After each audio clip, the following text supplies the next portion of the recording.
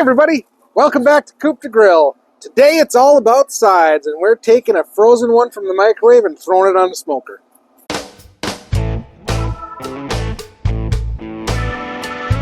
So grab yourself a bag of frozen vegetables. It doesn't matter if it's a steamer bag or not. We do like these ones just because we use them in the microwave. But these things are great on the grill, and I'm going to show you how to do it. You're going to start out with your aluminum foil. Just enough to make a packet.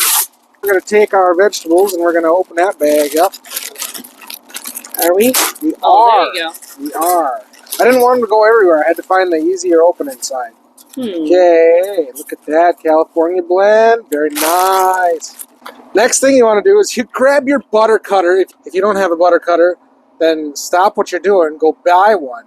These things are cool. We're just going to put 4 of them. 4 of them on there.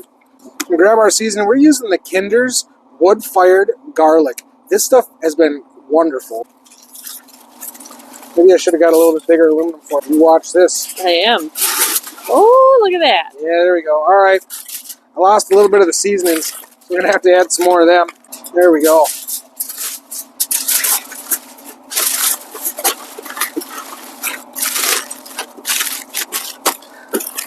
And that's all you need to do. We're going to throw these on the top rack. We're going to let them go for about an hour and a half. And they'll be done. See you guys in an hour and a half. See how our vegetables turn out. It's been about 2 hours. We're going to grab our vegetables off the grill, bring them inside, and give them a taste test.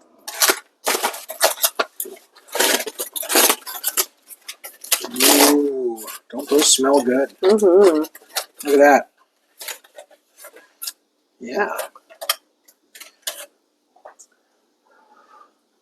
Yeah.